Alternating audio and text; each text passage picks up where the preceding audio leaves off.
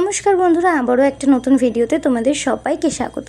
কিছুদিন আগে গিয়েছিলাম আমার মায়ের মামার বাড়ি আর আমার দাদুর বাড়ি বসিরহাট। ওখানেই ছিল অষ্টম প্রহরীর এই উৎসবটি।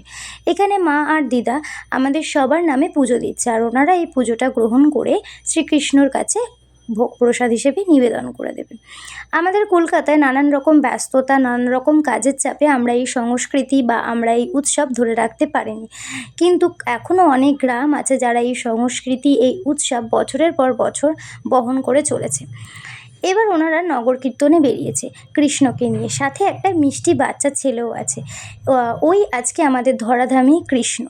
প্রথমে ভগবান শ্রীকৃষ্ণকে মিষ্টি আর জল খাইয়ে দিয়েছে দিদি, তারপর আমাদের ধরাধামের ছোট্ট কৃষ্ণকেও দিদি মিষ্টি আর জল খাইয়েছিল, কিন্তু এই ভিডিও ক্লিপসটা আমার কাছ থেকে ডিলিট হয়ে গেছে।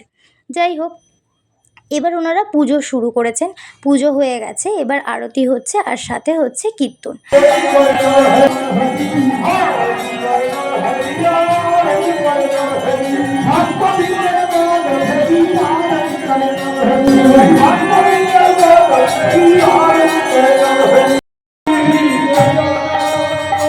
সবাই যে পুজোগুলো দিয়েছিল সেগুলো কিন্তু ওনারা দেখো মালসা ভোগের মধ্যে সুন্দর করে সাজিয়ে দিয়েছেন এবং ভগবান কৃষ্ণের কাছে নিবেদনও করেছেন। এবার ঠাকুরমশাই অঞ্জলি দিচ্ছেন সবাই।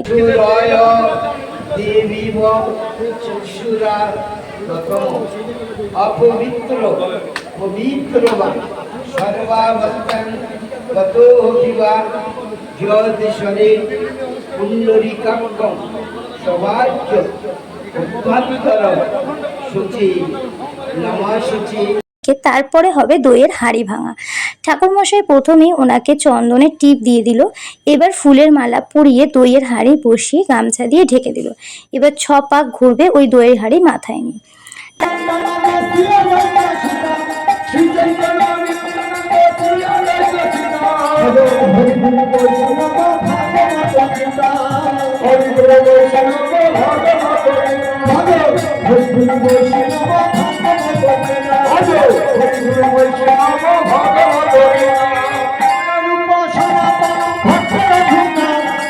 তারপরে কিছুক্ষণ কীর্তন হবে, ওনাকে দাঁড় করানো হবে এবং কিছুক্ষণ কীর্তন হবে।